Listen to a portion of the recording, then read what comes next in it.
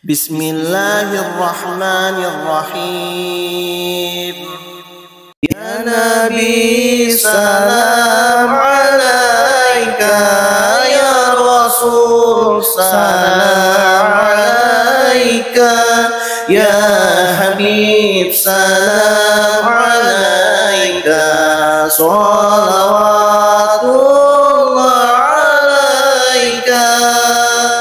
Hari ini kita akan pindah kepada kajian rahasia sujud. Wasjud lahu.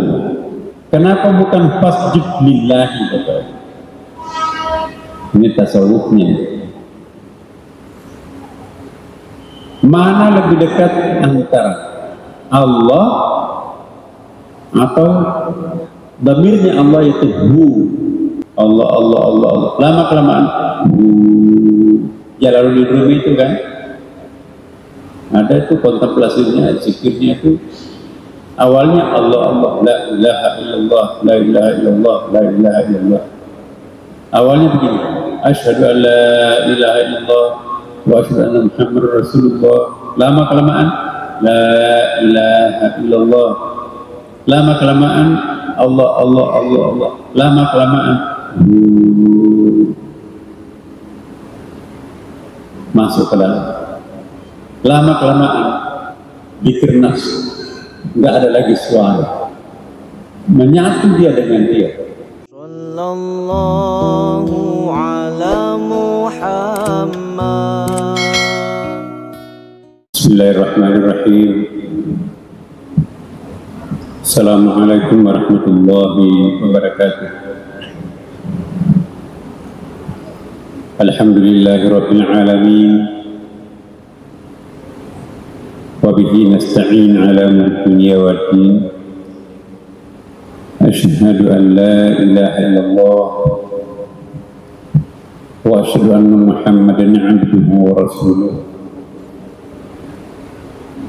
La nabiyya ba'du. Allahumma salli wa sallim ala sayyidina wa habibina wa syafi'ina wa maulana Muhammadin sallallahu alaihi wasallam. Amma ba'd. Ibu-ibu dan bapak-bapak sekalian yang sama-sama dirindukan, dicintai dan diberkahi Allah Subhanahu wa taala. Pada malam Jumat yang penuh berkah di rumahnya ini, kita bersyukur karena 7 juta umat Islam di Jakarta yang diundang di Masjid Istiqlal ini hanya yang hadir pada kesempatan ini. Kita yakin banyak orang yang ingin, tapi hidayah ma'unah tidak mereka peroleh. Kita layak hadir di tempat ini, insya Allah benar-benar mendapatkan limpahan karunia rahmat hidayah ini. Baru saja kita menyelenggarakan sholat maghrib yang diawali dengan buka puasa berjamaah, sekaligus kita melakukan rangkaian ibadah sholat maghrib berjamaah dilanjutkan dengan selawat, istighosah. Dan hari ini, malam ini kita melanjutkan kajian kita tentang rahasia-rahasia sholat. Kita juga berterima kasih kepada para jamaah yang benar-benar secara ikhlas bersedekah untuk memberi buka puasa kepada saudara-saudaranya yang berpuasa. Kita semua tahu pahala orang yang memberi buka puasa seperti pahalanya orang yang berpuasa tanpa mengurangi pahala yang berpuasa itu. Sedikit artinya buat kita, besar artinya buat orang lain. Mungkin sedikit artinya buat kita, pahalanya besar di sisi Allah Subhanahu wa ta'ala. Mari marilah kita berbagi. Semoga dosa-dosa masa lampau kita diampuni karena ajaklah keluarga, saudara-saudara kita semuanya, Bapak Ibu, hadir di malam Jumatan di Istiqlal, ya, untuk membasahi batin kita yang kering, meluruskan pikiran kita yang sering bengkok, melunakkan jiwa kita yang ngeras, membersihkan badan kita yang kotor dengan sujud di hadapan kebesaran Allah secara berjamaah bersama dengan para mukhlisin yang lain. Hari ini kita akan pindah pada kajian rahasia sujud. Pada pertemuan kita yang lalu kita sudah membahas apa rahasia di balik yang tidak bangkit daripada rukuk. Kalau kita tegakkan tulang belakang kita, mengangkat kedua tangan kita, menengadahkan dan bertawajuh kepada Allah Subhanahu wa Ta'ala,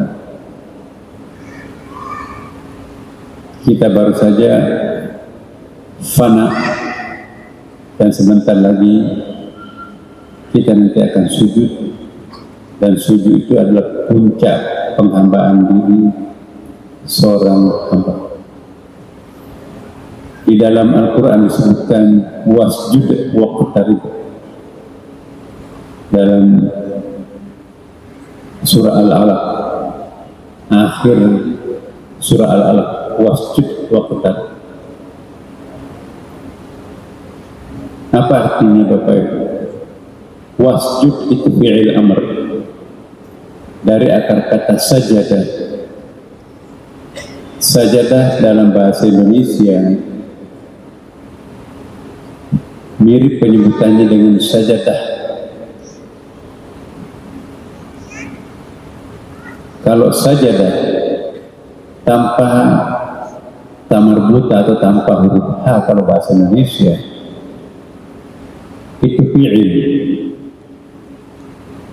Tapi kalau ada tamarbutanya, tabundar itu sudahnya, itu disebut dengan tamarbuta, itu menjadi isim.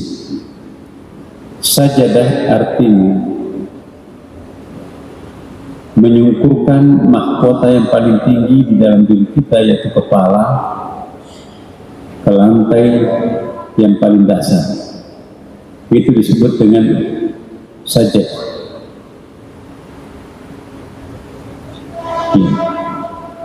Kalau dalam bahasa Arab, makhrajnya kalau kita berhenti tidak menyebutkan sajadah, karena kalau sajadah dengan sajad beda artinya.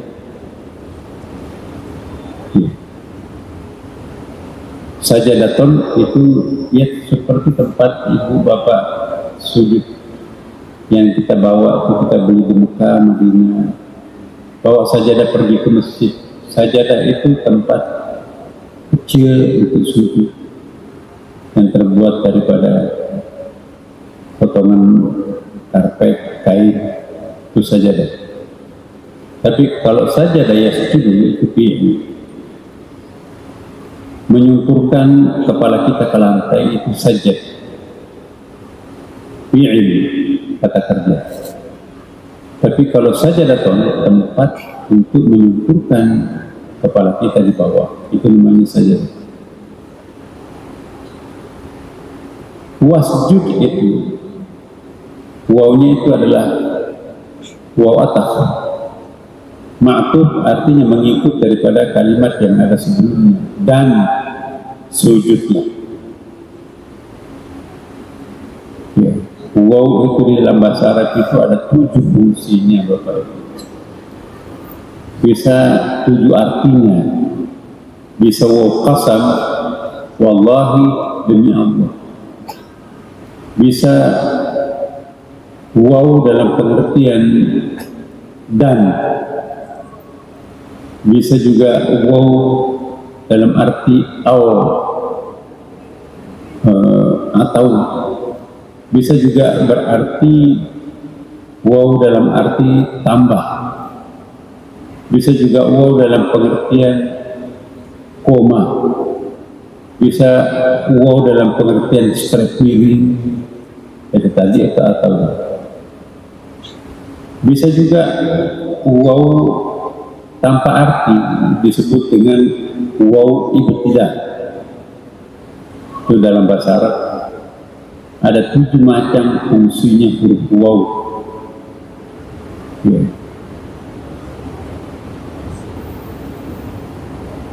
Dan waw itu bisa berarti tambah, bisa berarti kali, bisa berarti atau makna wa thulatha wa ruba'.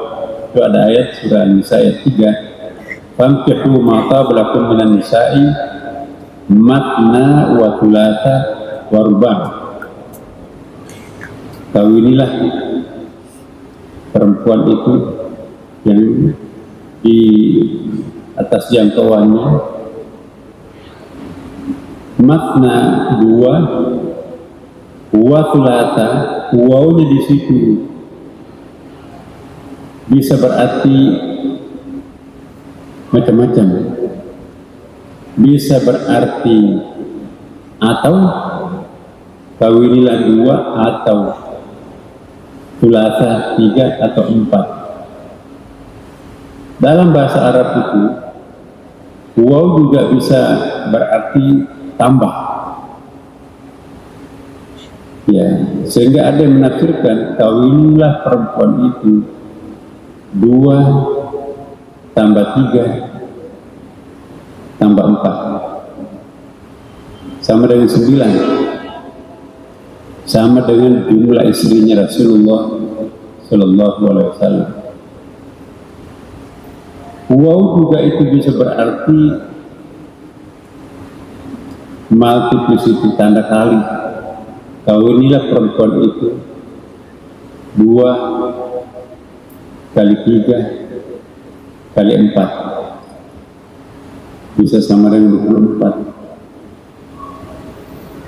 Wow, kalau bersusun 3 itu jamak, sehingga bisa juga ada yang mengartikan wow di situ unlimited, tanpa batas, boleh kawin berapa saja yang penting adil. Karena wawnya makna wa thulatha wa ruba'. Tapi yang mu'tabarah, yang dipegang oleh jumhur ulama kita, waw berarti 2 atau 3 atau 4. Jangan diartikan tambah, apalagi jangan diartikan kali, terlebih jangan diartikan unlimited, tanpa batas. Jadi wasjud di sini ada qarinahnya. Wawnya di sini bukan waw ibtidah. Apa yang dimaksud waw ibtidah itu? Waw permulaan kata. Dalam bahasa Arab itu ada yang disebut waw ibtidah, permulaan. Kalau bahasa Arab itu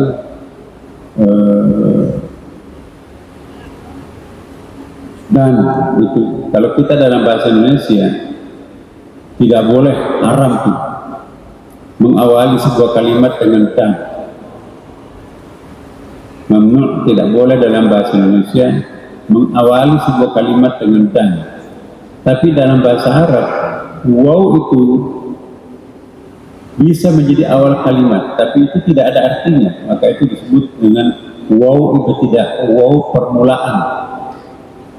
Ya.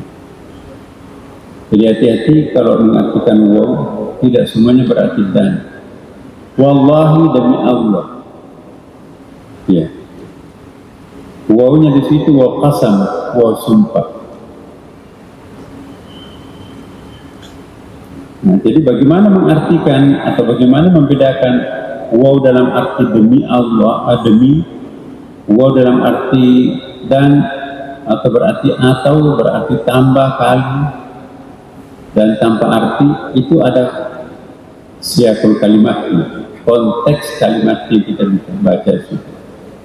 Wasjud ini fi'il amr, dari akar kata sajadah. Sulasi itu kata jadian asli, karena bahasa Arab itu ada yang namanya kata jadian asli. Rata-rata bahasa Arab itu kata jadiannya itu 3, disebut sulasi: sin, jim, dal, sajadah. Ya, setimbang dengan fa'ala, dan itu bisa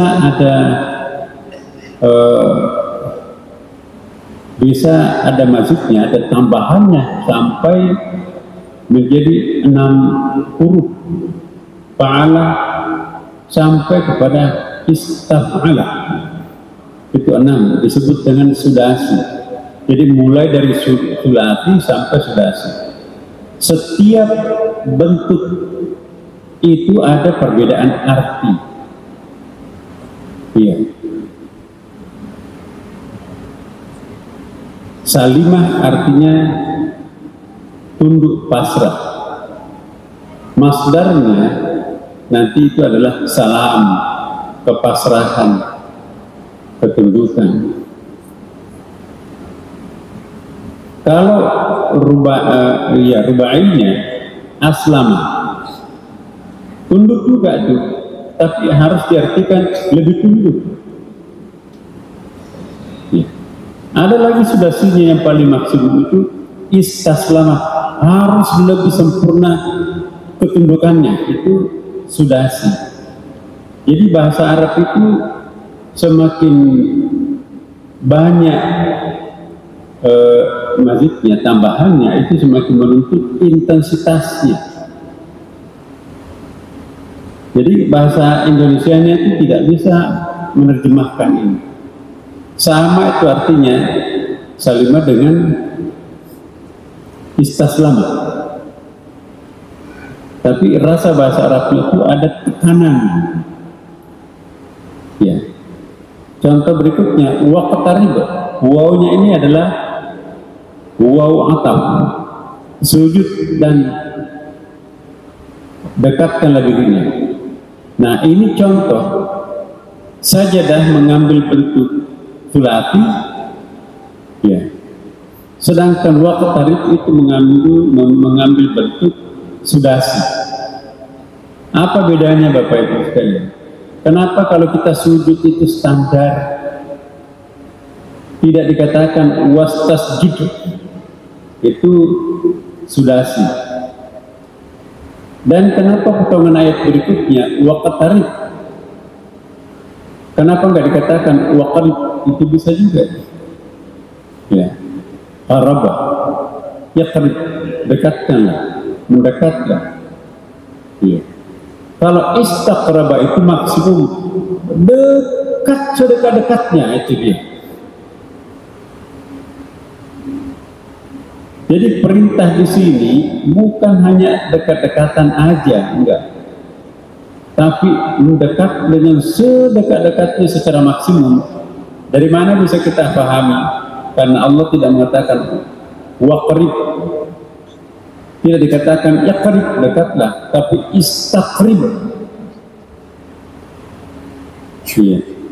Jadi ini humasi ini. Ya. Yaqtaraba, alif, tab, ta, iqtaraba, ya humasi. Nanti ada satu yang paling puncak, itu istaqrab. Sempurnakanlah kedekatannya, itu sudah menyatu itu.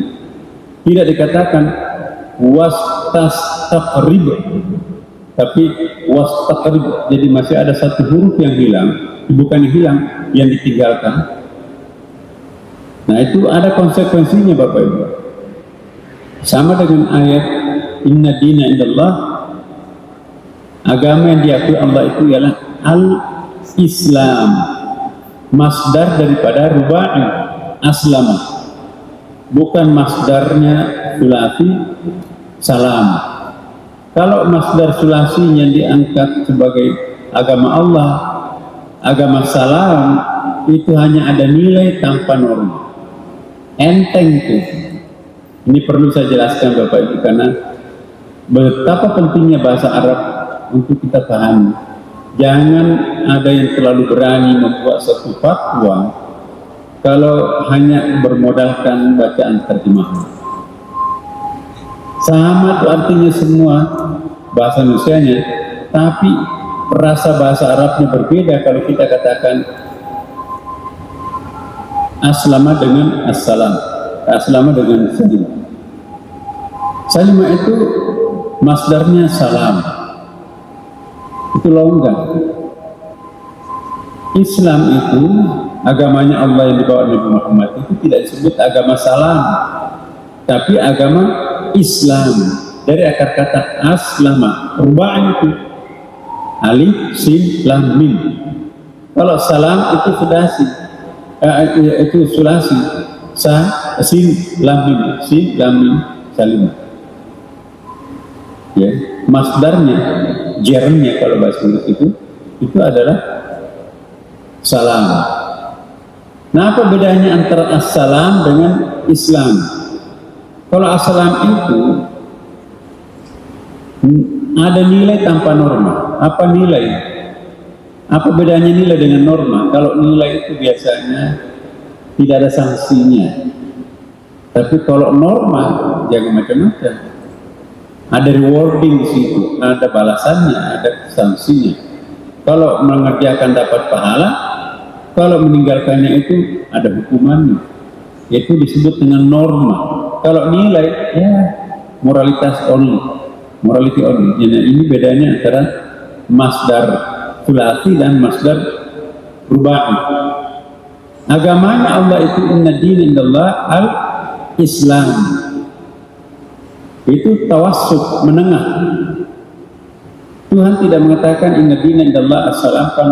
Kalau as-salam ya baik dengan tetangga, toleransi beragama, itu sudah salam tuh. Tapi kalau Islamun itu harus juga vertikalnya dengan Allah. Tidak cukup hanya human relation, hubungan horizontal bagus, tapi kalau vertikalnya nggak bagus, itu tidak bisa disebut Islam. Islam itu adalah ada nilainya, ada normanya. Kalau assalam ada nilai tanpa norma, jadi longgar sekali. Jadi kalau ada orang yang menurunkan Islam itu menjadi salam, itu liberal. Tapi juga Allah tidak menyebut agamanya itu dalam bentuk yang sempurna, sudasi. Allah tidak mengatakan inna dina indallah al-istislam. Jadi itu sudasi, istaslama. 6 itu kan, is, alif, sin, ya, ta, sin, lam, mim, 6. Masdarnya, jarangnya itu nanti adalah istislam. Nah, kenapa Allah tidak mengatakan inna dina indallah al-istislam?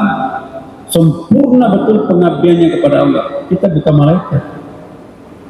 Seandainya kita diminta untuk beragama istislam, tidak boleh ada dosa sekecil apapun dilakukan anak manusia. Kita bukan malaikat. Kalau malaikat mungkin iya. Kita punya nafsu kan? Makanya itu Allah sangat bijaksana. Karena manusia itu dhaif, lemah, cukuplah baginya Islam.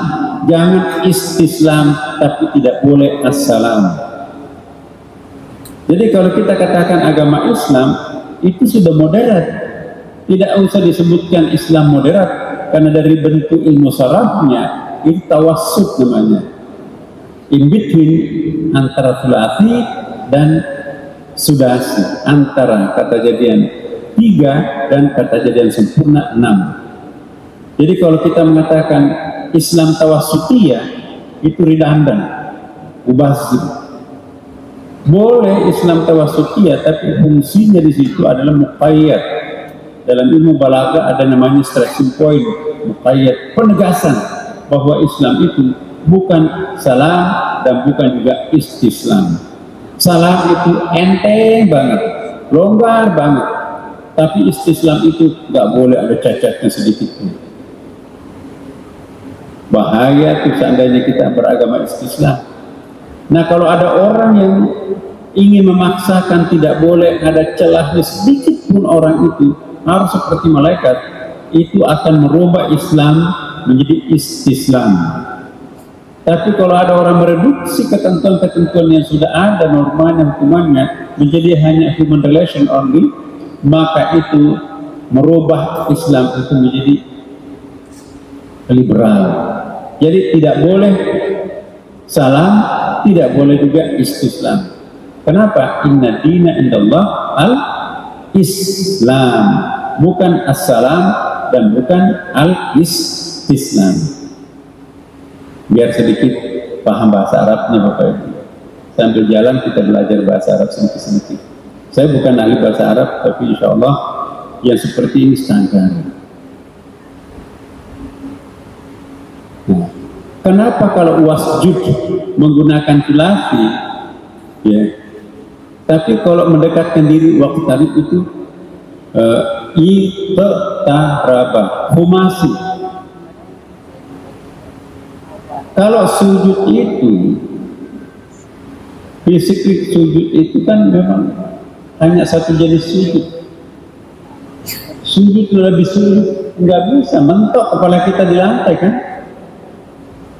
Tapi kalau mendekatkan diri kita kepada Allah itu berlapis-lapis. Ya, kedekatan kita itu 50%, 75%, 80%, 100%. Tapi kalau sujud, tidak bisa kita disebut sujud itu kalau hanya 50% sujud. Itu ruku namanya kan. Maka itu bahasa Arabnya wasjud, sujudlah. Nggak ada wastasjud, lebih sujudlah, nggak ada. Karena memang kita mau sujud kemana? Mentok kepala kita di lantai kan. Tapi kalau mendekatkan diri itu bersusun-susun. Aku kok dekat dengan anak saya, aku juga dekat kepada anak tiri saya kalau ada. Lebih dekat mana, anak tiri atau anak kandung? Nah, itu kedekatan itu berlapis. Tapi kalau sujud itu hanya selapis. Maka itu Allah memerintahkan wasjud dengan sulati waqtarib itu rubah. Karena kalau wastaqrib, wah itu sempurna, menyatu dengan Tuhan, lain lagi konteksnya.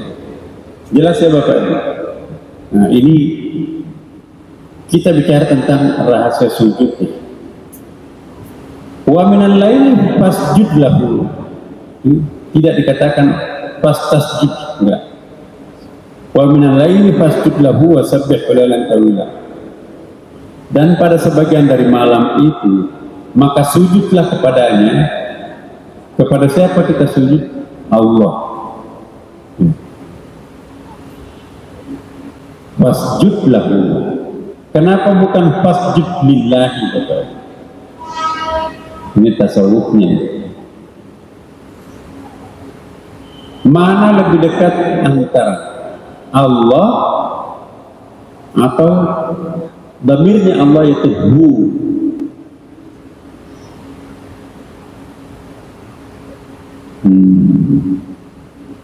Apa ayat itu? Wa in kuntum tuhibbunallaha. Kelanjutannya itu pasti apa? Sambungan ayat itu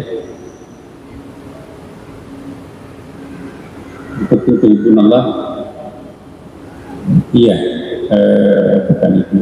Jadi begini, alhamdulillahi, alhamdu pujian kepada Allah, lillahi. Apa perbedaan lillahi dengan lahu? Wa minal laili fasjud lahu. Kenapa tidak katakan wa minal laili fasjud lillahi? Nanti kalau ruku itu ada lillahinya kan. Allahu Akbar lillah. Ya, kalau berdiri kan Bapak Ibu, inna salati wa nusuki wa mahyaya wa mamati lillahi rabbil alamin. Tapi kalau kita sujud itu, Tuhan tidak mengatakan ya, wa minal laili fasjud lillah. Dalam tafsir Isyari ada perbedaan antara lillahi untuk Allah dan lahu, bahasa Indonesia juga untuk Allah. Nah, ini tadi saya katakan betapa pentingnya memahami bahasa Arab. Bukan saja memahami struktur bahasa Arab, orang Arab pun tentu paham ini Bapak. Ini ada kontemplasinya nih. Kalau kita katakan lillahi untuk Allah, itu masih ada asma di situ. Asma itu kita masih terhalang oleh asma untuk masuk kepada zat. Lillah, Allah itu kan nama Allah. Namanya Allah itu adalah Allah. Nama Tuhan kita itu adalah Allah. Kalau the substance of God itu menembus batas nama itu. Makanya itu orang-orang tarekat itu awalnya itu Allah, Allah, Allah, Allah, Allah, Allah, nama itu. Tapi kalau sudah nanti menyatu ke dalam, maka itu dhamir itu masuk ke inti, dhamirnya dia. Maka itu kalau berdiri itu lillahi, tapi kalau orang sujud itu puncaknya seorang mendekatkan diri kepada Allah, bukan lagi fasjud lillahi, tapi fasjud lahu, masuk ke inti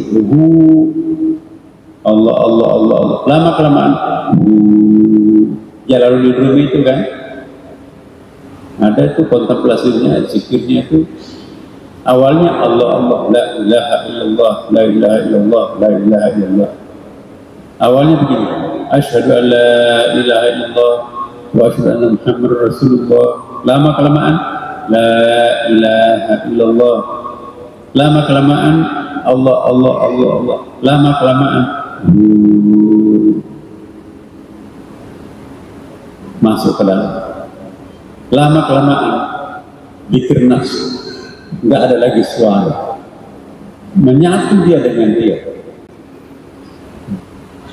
Itu bedanya antara lillahi dan lahu. Sama-sama bahasa Indonesianya kepada Allah, kepada Allah.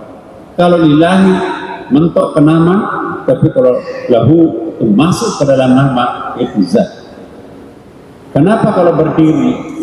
Berdiri itu awal pencarian kita kepada Allah, tapi sujud mencapai puncak pengabdian kita, penghambaan diri kita kepada Allah. Nah,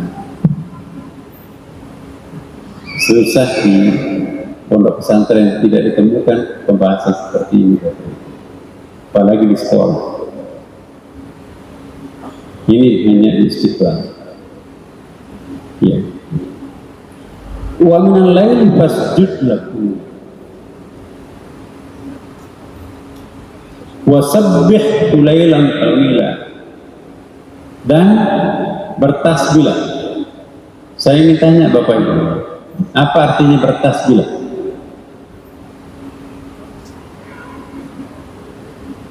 Ayo bertasbih. Subhanallah, subhanallah, subhanallah. Kan begitu kan? Itu bukan bertasbih, mengucapkan kalimat tasbih.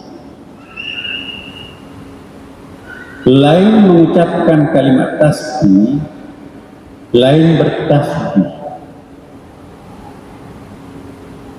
Di sini perintahnya bukan untuk mengucapkan kalimat tasbih, tetapi bertasbih. Apa yang dimaksud tasbih dalam bahasa Arab itu artinya tanzih, mensucikan Allah. Di sini kan artikan maha suci. Subhanalladzi, maha suci Allah yang memperjalankan hambanya kan asra bi 'abdihi lailan. Nah, Jadi tasbih itu artinya at-tanzih, mensucikan Allah. Bagaimana caranya mensucikan Allah? Apa yang dimaksud mensucikan? Apakah mencuci pakaian bersih? Itu mencuci. Kalau mensucikan, tapi bahasa Indonesia itu menyucikan nanti juga. Karena ejaan bahasa Indonesia disempurnakan, tidak boleh lagi menggunakan istilah mensucikan, harus menyucikan. Padahal kata suci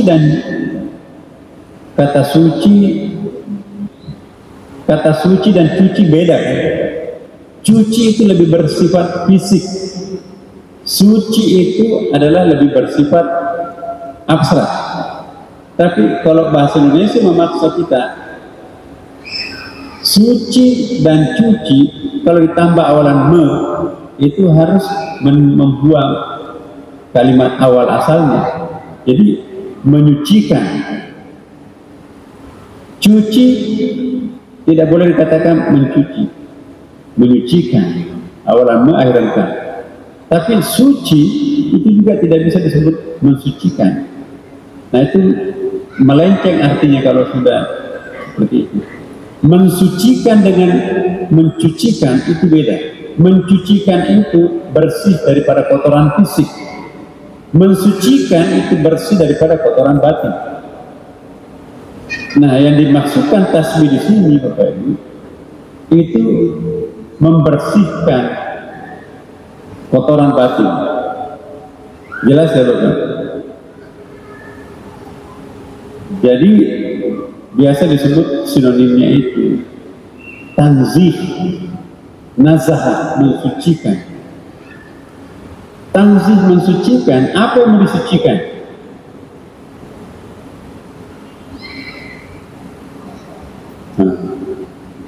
Apa yang mau disucikan?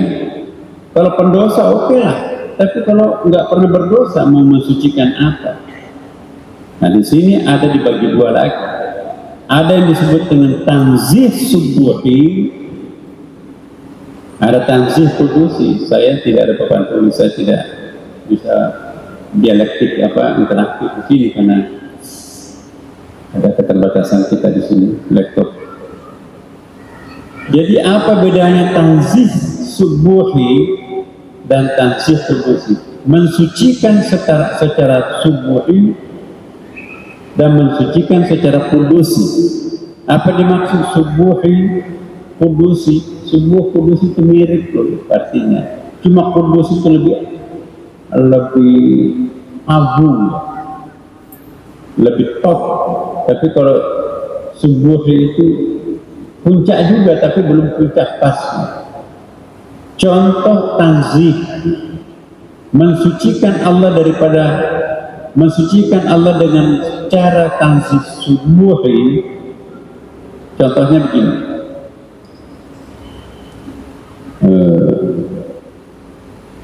mensucikan Allah, tanzih subuhi itu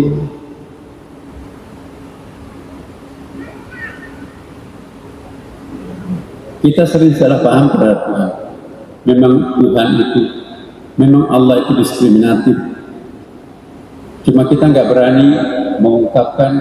Kadang-kadang muncul pertanyaan kecewa terhadap Tuhan.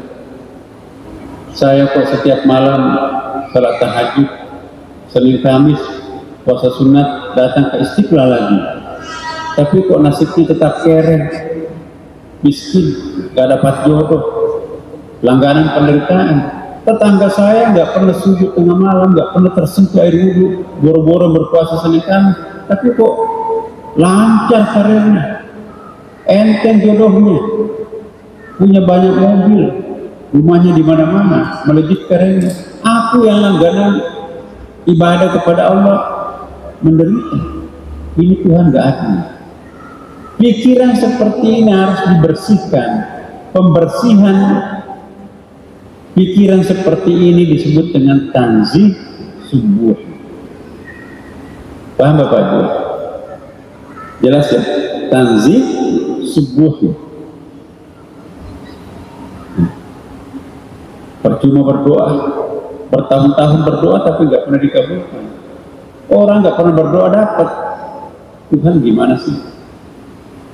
Salah paham terhadap Tuhannya kan? Padahal boleh jadi pengabulan doa kita itu adalah penolakan kita. Boleh jadi penolakan doa kita itu penerimaan diri kita. Kamu kok minta jodoh, minta jodoh, minta jodoh. Ambil nih jodoh yang kamu minta. Begitu kawin, KDRT setiap hari, babak belur setiap hari. Nyesel sejadi-jadi. Jadi doa kita dikabulkan, tapi kita dilarang naik ke langit. Ambil nih. Tiap hari pengemis datang ke rumah. Belum minta pembantu, coba jangan merusak bel, nanti bel-bel terus. Ambil, jangan kesini lagi. Udah selesai. Ya. Ada juga tidak dibukakan tidak dikasih. Jangan kasih, Mbak.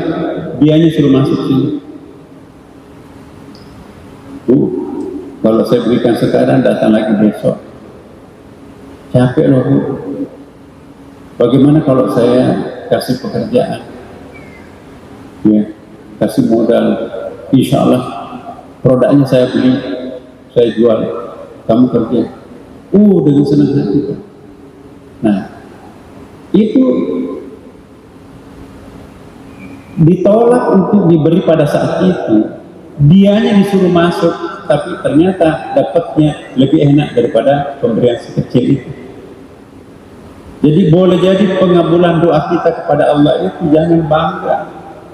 Itu penolakan diri kita naik ke langit mungkin.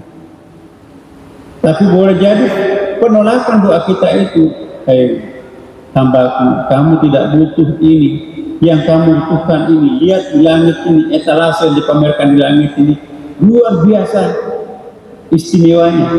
Begitu naik ke langit, ya Allah jangan kabulkan permohonanku kemarin, gak ada gunanya.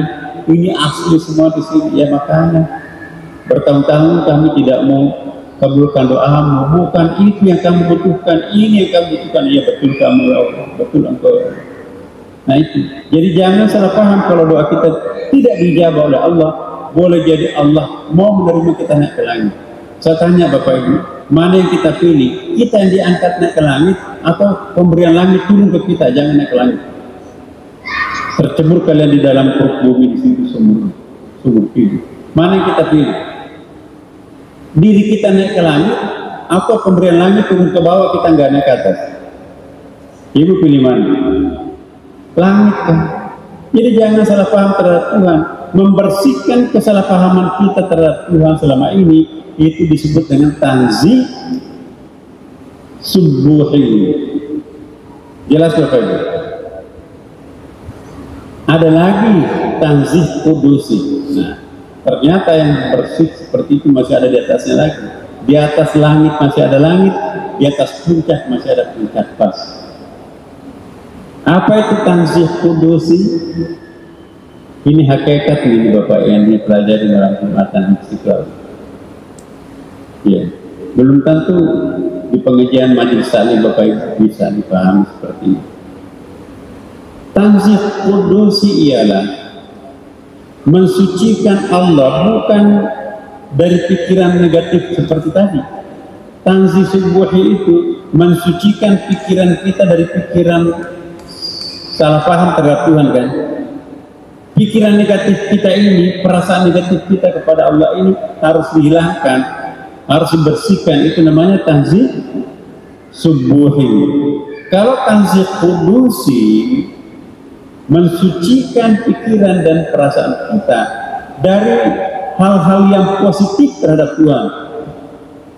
Nah, bagaimana itu Bapak Ibu? Memang Allah baik kok. Waduh, bukan main Allah. Dikasih saya jodoh, dikasih anak yang saleh, suami saya juga luar biasa hebatnya. Di kantor saya, pokoknya Allah itu semuanya. Insya Allah kita juga masuk surga. Waduh, Allah maha luar biasa. Itu pun juga harus dibersihkan. Karena sebagus apapun definisi kita tentang kebaikan Tuhan, tidak ada artinya dibanding dengan kenyataan kebaikan Tuhan itu. Kita hanya seperti cangkir. Mau mendefinisikan seperti samudra, apakah cangkir ini bisa menampung samudra Bapak Ibu? Bisa nggak cangkir menampung satu samudra? Kebaikannya Allah itu samudra, tapi kita mendefinisikan kebaikan Allah hanya sekapasitas cangkir. Apakah cangkir bisa menampung samudra? Apakah cangkir bisa membersihkan samudra? No. Maka itu sebaik apapun Allah dalam pikiran kita, jauh lebih baik Allah. Maka karena itu jangan menganggap pikiran kita tentang kebaikan Allah itu yang persis seperti Allah. Enggak, jauh lebih hebat Allahnya daripada apa yang kita bayangkan kebaikan Allah. Itu yang disebut dengan tanzih qudusi. Jelaskan Bapak, apa perbedaan antara tanzih subuhi dan tanzih qudusi? Mensucikan pikiran kita dari pikiran keliru terhadap Tuhan, tanzih subuhi. Mensucikan pikiran baik kita kepada Tuhan, karena Tuhan jauh lebih baik daripada definisi kita. Itu yang disebut dengan tanzih qudusi. Itu yang disebut dengan tasbih, Bapak Ibu. Bertasbihlah. Ambil tasbih saya, subhanallah, subhanallah, itu mengucapkan kalimat tasbih. Yang diminta kita ini, wa minal laili fasjud lahu wa sabbihhu lailan tawila. Ya. Dan di bagian malam itu hendaklah kalian bersujud lahu, bukan lillah, masuk ke intinya Tuhan, zatnya Tuhan, bukan pada namanya Tuhan. Setelah sujud masuk ke dalamnya wasabbih lailan tawila, baru kita bisa memunculkan apa yang disebut dengan tasbih pensucian atau tanzih tadi. Kenapa Tuhan tidak mengatakan wa minal laili, ya, fasabbih lailan tawila wasjud lahu? Sujud dulu baru bisa mensucikan. Pensucian itu memerlukan pangkalan pendaratan. Pangkalan pendaratan penyucian diri kita kepada Allah sujud. Maka itu wasjud, sujudlah, waqtarib, lalu mendekatkan diri sedekat-dekatnya, karena tidak dikatakan wasjud waqtarib, tapi wasjud waqtarib, intensitas pendekatan. Jelas dulu? Saya kira belum jelas karena nggak dicatat ya. Sayangnya, maka itu kalau malam Jumat mohon bawa catatan. Nanti lupa waktu kalau pulang naik bus macet, naik mobil macet, apa tadi yang diterasi? Menyesal ya, kenapa tadi saya nggak catat? Tapi jangan khawatir, ini ada YouTube nih, bisa diputar ulang Bapak Ibu. Inilah hebatnya teknologi sekarang ini. Teknologi itu mendatangkan berkah. Ya. Ya, ini baru belum masuk ke sujud, tapi waktu kita terbatas. Insya Allah Bapak Ibu kita masuk lagi pada pembahasan berikutnya. Enggak apa-apa Bu. Prinsip kita Istiqlal ini, apa artinya khatam tapi tidak mendalam? Lebih baik tidak khatam tapi ayat demi ayat mendalam. Silahkan di tempat lain generiknya dikuasai, tapi di Istiqlal pendalaman. Ini baru kita bahas apa, 2 potong ayat habis waktu. Padahal banyak tadi. Mungkin pembahasan sujud ini bisa 1 tahun loh Bapak Ibu, tidak selesai. Kalau caranya membahas pembahasan sujud hakikat seperti ini. Tapi siapa yang khatam di Istiqlal, Masya Allah. Bapak Ibu sekalian, mudah-mudahan kecemplung dan itu yang kita cari. Saya bukan orang yang paling ahli untuk menjelaskan ini, tapi apa adanya mohon diterima, karena memang keterbatasan saya. Semoga Allah memberkati kita semuanya Bapak Ibu sekalian. Allahumma wassalamualaikum warahmatullahi wabarakatuh. Sallallahu ala Muhammad.